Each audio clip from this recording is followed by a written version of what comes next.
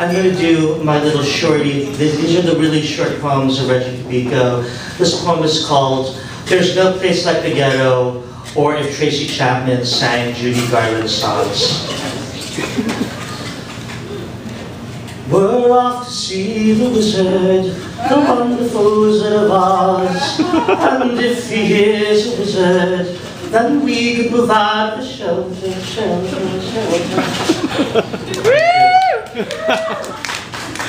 It's crazy. This is called Arctic Lover. After I remove my socks and underwear, he says, I'm not feeling so hot. That took me 8 years to write. It was actually a screenplay, but then I workshopped it. I'm not going to workshop it anymore because it's done. At this point, I want to Hakim Bellamy, because we've got the Poet Laureate of Albuquerque. He is a force. He is phenomenal, a two-time National Poetry Slam champion. I tell you, we bring the best features, national and international, to this stage. So you're in for a treat. Show your love for Hakim Bellamy.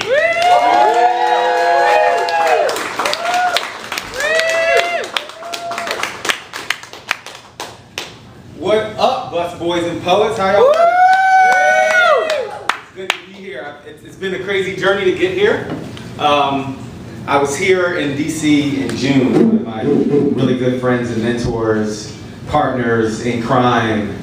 We make a very odd couple. But my man Alan Shedlin is here. He had me here in June. I was his date to the White House. Yeah, and what? Went to the White House, bought a new suit. He had turquoise Chuck Taylors, and we attended a ceremony here that was honoring really innovative fatherhood initiatives around the country. 10 programs that the White House saw fit to recognize as real father engagement programs. As you know, our president is a dad, and that was one of his first orders of office, was how do we make daddying, Alan's term, popular. And so we were here to do that in June. We went to the 14th and V location, and I was like, yeah, I've been trying to get in here, and I know Sonia Renee, and I know Regie Cabico, and I know all these cool people. I name dropped everybody I knew on Facebook, and they were like, yeah, that's nice, but you gotta wait like 9 months to get on this stage. And I was like, I know people. So actually, no, not really. Actually, we talked to the lady that books over there, and she was really kind to us. It was like, hey, I'll email somebody, I'll email you back. Bada bing, bada boom. Holly Bass hit me up and was like, yeah, we can fit you in while you're here for the Place Matters conference, which I'll talk about next. And then she said, but I won't be there. Reggie will be there. And I was excited that it was Reggie, because the first time I saw Reggie was on HBO. And I was like, dude, everybody on HBO was badass. It's like Reggie, it's like The Sopranos, like the HBO. If you're on HBO, it's real. And then Reggie was in Albuquerque, and I was lucky enough to write an article for his show that was coming through Albuquerque. And I wrote such a good article that his show sold out, and I wasn't allowed to get in. Not really. His show was that good, and then sold out, and I couldn't get in because I was late, like black people in New Mexico are. So that's really what happened. But thank you, Reggie, for being here. It's been a long time. It's good to be in this building. I mentioned Place Matters. Can all my Place Matters people in the house make some noise? Place Matters in the building. Thank you. Like Sarah said earlier, we're here for a national conference from all across the country to do work around the social determinants of health, around how place impacts your longevity. How in certain neighborhoods that are a mile apart from each other, some people live to 55 and some people live to 85, and it's not just bad genes, bad diet, and bad choices. There's actually a system that creates that, and as people who pretty much create systems, we have a power to change those systems. So there was a room about 400 people today that do that work around the country, and they asked me to come read a poem that I'm not going to read to you tonight because some of them are here. So if you want to hear that poem though, I have some flyers here that I'm going to start with Sarah and Reggie, and you can pass them around, take one, pass it on, talk amongst yourselves, all that good stuff. Thank you. And there's a link to the poem. It's a Bandcamp. Me and my homies live in the studio. We're studio rats. I'm from the hip hop generation, so we spent a lot of time in the studio. And we recorded that poem because I knew I would mess it up today, and I did. And so we recorded it so it would be perfect. And I could take out all the ums, ahs, and like heavy breathing and forgetting. And then we actually put a real nice folk guitar behind it to make it sound really New Mexican. And then it's on Bandcamp now for $1.99, shameless self-promotion. But the buck of the 99 actually goes to Bernalillo County Place Matters. So even if you don't like the poem and you have $2 to give to a good cause, you should do that. Other 99 cents goes to Colin for putting up with me and giving me free studio time. So we'll start there, now we'll kick some poems, right?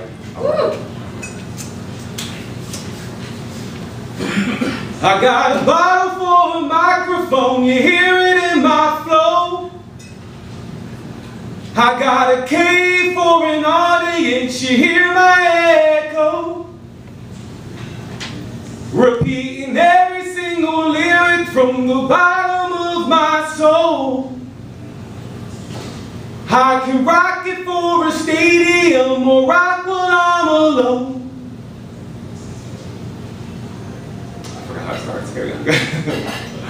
Inside every single dream is a seed of doubt. And every man there's a boy climbing a tree to get out.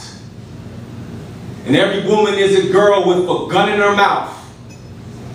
Except she don't aim it in, she's aiming it at the crowd. Semi-automatic, all we do is spit flowers. Let the army wear the armor while we wear our nightgowns. They tried to cut us, but we love us, only laid on our arms. Rather die on our feet than lying for you or down. Rather die on our feet than lying for you or down. Rather die on our feet than lying for you. We got a bottle for a microphone, you hear it in my flow. I got a cave for an audience, you hear my echo. Repeating every single lyric from the bottom of my soul. I could rock it for a stadium or rock while I'm alone. Pour my life in the glass and all she added was rocks. No need to chase me because she found me at the bottom a lot. Even a gallon couldn't put out all the flames in her heart. No one ever had her back, so now she's back at the bar. Her favorite artist died young, so now she's making her mark. Got canvas in the fan base, talented as the stars. But the practice and the passion just might tear her apart. But the practice and the passion just might tear her apart.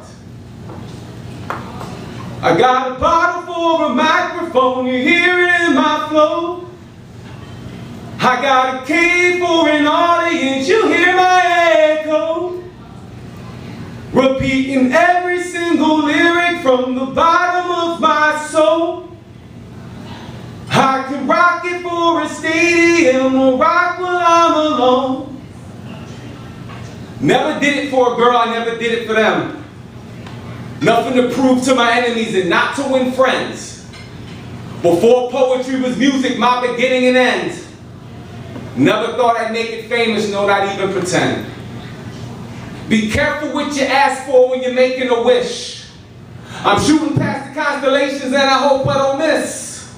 I'm shooting past the constellations and I hope I don't miss. I'm shooting past the constellations. They say you only get one shot, so make it a quit. I put my wings and my prayers on an arrow and let go at the heart of the universe to make her fall in love with me, and maybe she'll save my planet and send my heroine back to me so she can save me instead. Heal my hero complex, be my salami and bread. Said we gonna end war hunger with the rhymes that we spit. Plotting to fix the world's problems while we break in the bed, because every revolution has something to defend. Be a lover or a child or something to believe in. Don't love to fight, but fight for love to the end. And scream from the mountaintop even if no one listens. And from the bottom of the pile like the shoes and the shins, to the sound of getting stopped, and we'll continue to sing. So close to underground that even if I don't live, heartbeats gonna haunt them, eardrums gonna ring. For the women and the children that remember everything, whether I said it in an alley or I said it on a stage. For the women and the children that remember everything, whether I said it in an alley or I said it on the stage. Thank you.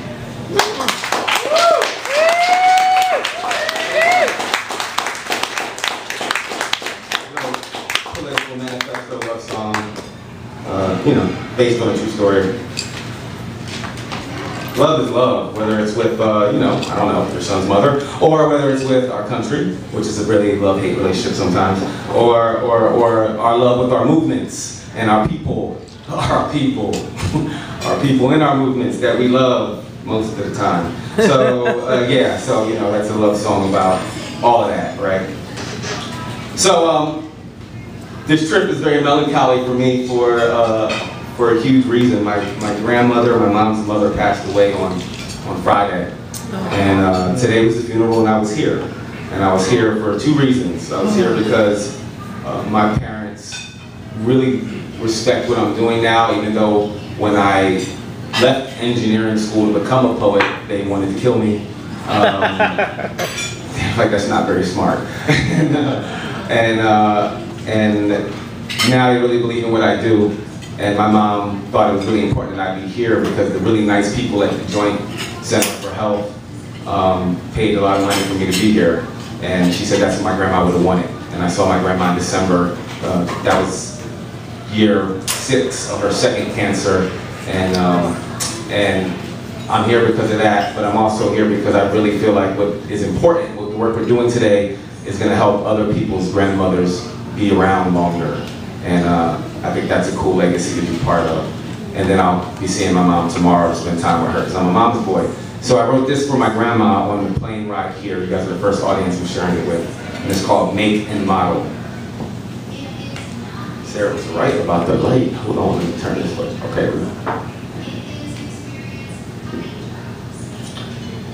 They don't make them like her no more. 1953.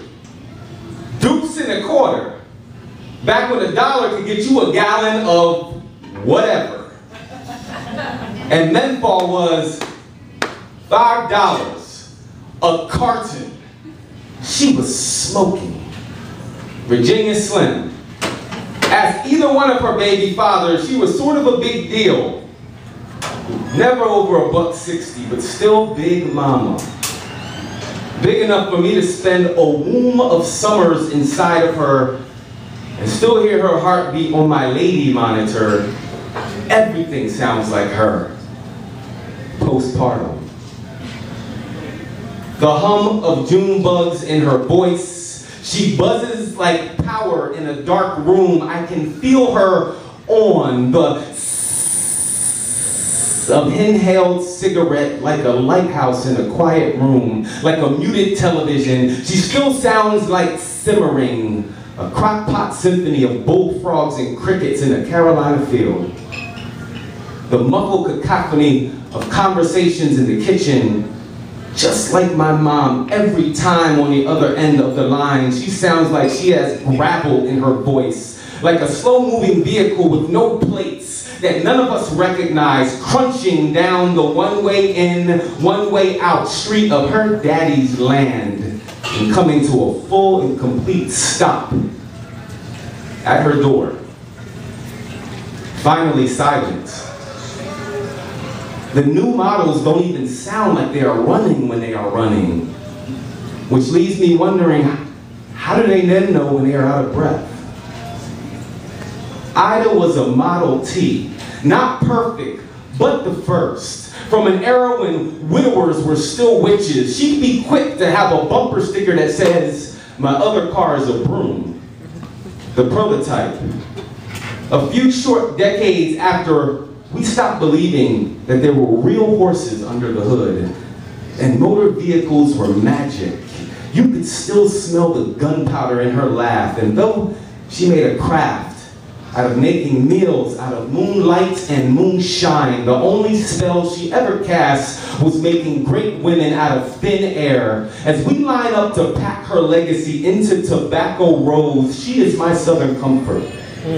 Swaddle me in a confederacy of stars and bars. She is the only better time I long to go back to.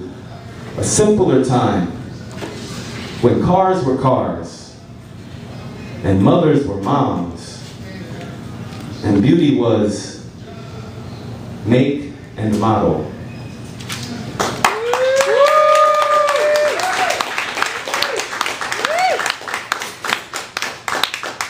The funny part about that is that my grandma knew about a lot of things that I didn't know about. One of those things was cars. I don't know anything about cars. I'm a modern metrosexual male. Yes, I will not change your tires, but I will outshop you ladies, and I'm always looking for a sugar mama, so holler at your boy. I mean, look at my hair. Right? I was looking for some sugar. So I have other family in the house. Wow. God, the spring of 1999, I became a member of the coldest and oldest fraternity on the face of the planet, Alpha Phi Alpha Fraternity Incorporated. And I have Professor Ice and his lovely wife that takes responsibility for him in the building. In the building. Ryan, thank you for making the trip, brothers. I haven't seen him in a very long time. I'm still afraid of him. It's psychological piece of that works anyway. But I really thank you. Thank you for coming and showing some love at a time when I need family. And of course, everybody in Albuquerque is here for the conference. I said Place Matters, but I have some other people in the crowd that are here for the Place Matters conference. I know Anna is here with the New Mexico Forum for Youth. Adrian Carver, I can't see you, Adrian, or he'll be back. But lots of family in the room. So I'm gonna do 2 more and get out of the way. Is that cool, Reggie? Yep. Okay. So this is more about Place Matters, like place and race and socio, whatever. So I did this one after I took a class at UNM. It was called Spoken Word to Hip Hop. It was an awesome class taught by Dr. Tim Coleman. And it was grad students and undergrads, and there was a guy in the class who I liked. We were good guy, really good guy. And he's an undergrad, but he asked a really stupid question. And his stupid question, besides the fact that the class was more about everything from when we came over on the boat and literacy of African America all the way to the beginning of hip hop. I think most of the students who took the class thought that they were just going to get in there and do Jay-Z lyrics all day, but it was actually about a little bit of history before that, before we got there. And so he was asking the class what they got out of the class, what they liked and what they didn't like, and this kid raised his hand and was like, well, I thought we were going to do more like hip hop lyrics and stuff. And I mean, that was cool, the whole like Phyllis Wheatley reading at like, I don't know, 13 and being the first African American ever published. That was cool. But I really wanted to talk about stuff like why some rappers like Immortal Technique are very angry. If you know what Immortal Technique is, he's an angry guy. But he's angry for a reason. And a lot of those reasons were discussed at the conference today. So I wrote this poem in response to that question.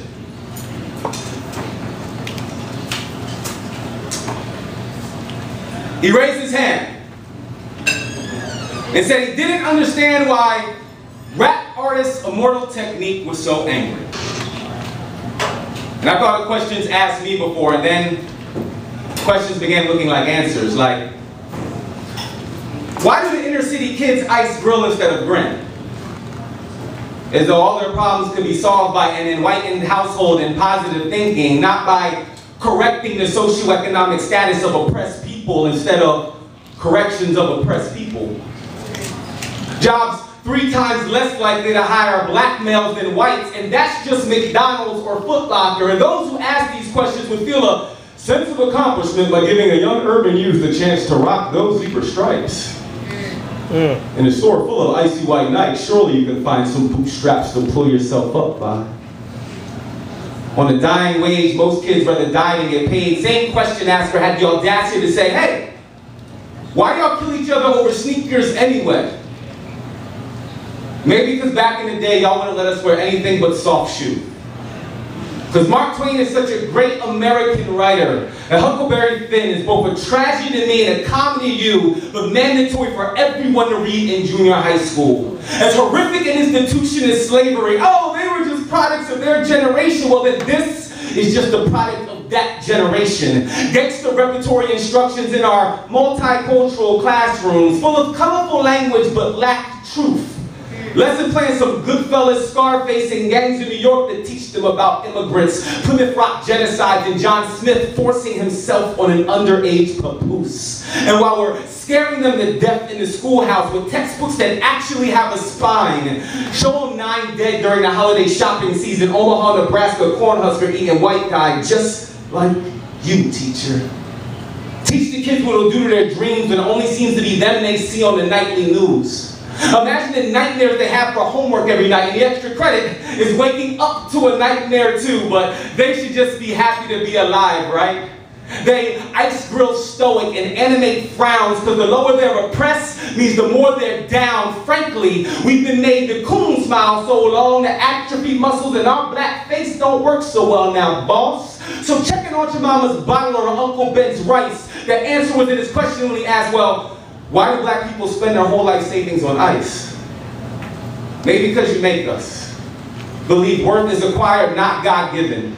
Community below competition. We want to be what we see on television. White lines, blue eyes, hair we can lie, die, and buy our citizenship. The answer, my friend, is changing the why to I. We can either lie or die, but don't buy this bullshit-ass citizenship. We were 3/5. The 40 acres and a mule was a myth, so some of us decided to get the other 2 for $5 with white rocks, being whole in the eyes of the world, ice outside, so inside we're getting sick. So instead of building houses, we're just flipping bricks, or should I have just said it was Willie Lynch? But when you're accustomed to being enslaved, someone can unlock the shackles on your legs and not on your brain, so instead of running away, you find a way to get it custom fitted, and I imagine them asking, why do you hate the white man? I wanted to say, nah, man, that ain't it. But for years, we weren't allowed to do anything but love him under penalty of death. So when you push the pendulum so far from the white is right, it's gonna swing back to all this pro-black is left. But you ought to be asking questions like, why don't the blacks fight back? Kill us in equal numbers for all the years we've killed them. It's because my people are evolved, contrary to you, Gen X. And though centuries of war on our vessel has shell-shocked us on a sometimes wayward direction, we remain as moral accomplices as those old Negro spirituals at our center. So the answer is not as passive-aggressive as racist questions like, can't you write a poem about anything other than race? I say, sure. As soon as race don't matter. Yeah. And the fact that my class didn't even ask a question like that, well, therein lies your answer. Until we realize the part we play in immortal techniques' anger, we'll never understand America or ourselves. So I quote, corrupt cop, false testimony, actual arraignment, check to check. Constant struggle to make payment, working your whole life, wondering where the day went. The subway stays packed like a multicultural slave ship. It's rush hour, 2:30 to 8, non-stopping, and people are coming home after corporate sharecropping and fuck flossing. Mothers are trying to raise children, but gentrification is kicking them out of the building. A generation of babies born without health care, families homeless, throwing the fuck off the welfare. Wave your hands in the air. And wave them like you just don't. Woo.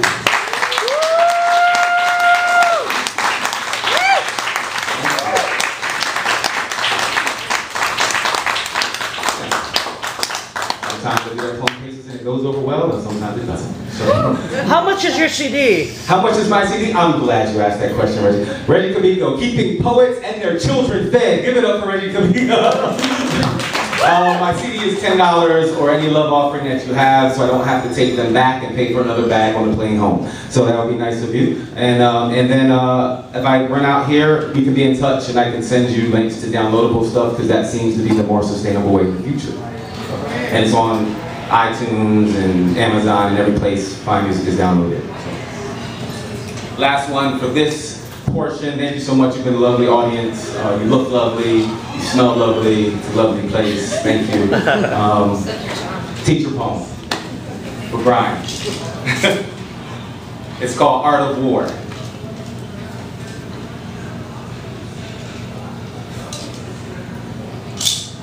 I did not kick or scream the day they relieved me of my post.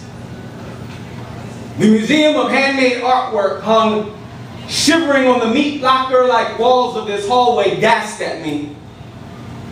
Like I was the one being lynched, stared at me. Like my very short peers, I took my last long walk. We are the same pieces. The artwork and the artist. Cut from funding like an eccentric piece of fruit. Unplugged, bitten, then left in the world to rot, never expecting peace to bite back. But your tree of knowledge, good and evil, lives to bear fruit, withers without it, deflates like an empty wing, hollows like the echoes of children long after they've flown the coop, forbid us from ourselves, and we are driven batty like barren mothers who would murder for the possibility of creation. Day 6. You excommunicate us from your classroom because we are not your trinity of science, math, and history. We are the intersection, crucified on your standardized X, when all faith really is imagination. You make lamb out of your flock. Sentence them to 7 deadly periods in a hot lunch and hail me a heretic. They crucified your Jesus for being eccentric. Fired women who practiced their craft. Bludgeoningly belittled us with sticks and rocks, benchmarks and core curriculum, and then had the nerve to call us stoners. Your Adam, a pottery class. All Big Bang ashes and dust and mud. Your math, just a dance by the numbers. Your history, a Pollock. Depending upon which way you look at it, and who's looking. The day they killed my class by castrating their leader began a revolt of pent-up pitchfork aggression. Because taking away how our kids feed their souls is akin to taking away how we feed our families. Disciplinary actions went up like walls around them. Attendance and achievement went down like self-esteem on adolescent boys, all head, no heart. The day my school stopped educating the whole child and let technology create our gods was the day my students picked up arms. That same hallway, still faintly wearing the scent of my perfume. The refrigerated walls, still trying to contain the fire in their stomach, mind, and eyes. Those same project portraits, wrinkled, bearing the age spots of appreciation, knowing they'll never be swapped out because the program funding ended months ago with my job. Reminders of an age more romantic, a country more sophisticated, where hypertension and suicides are down, and the average life expectancy and erectile dysfunction are up. My soldiers implemented their exit strategy. Armed to the teeth with poetry and paint guns, strapped with pellets the color and size of the red pill, they bombed murals all over the superintendent's office and her matching car, a gradient the color of the sky on Creation Monday. Day 1. The day they relieved me of my post for conduct not befitting a teacher was the day after Columbine. This prank still a paper idea in my journal thousands of miles away. Right after water cooler drunk principal budget cuts me in the throat and says, "We need more arts funding like we need a hole in the head." And had I had a gun instead of an outlet, I would have agreed. Thank you.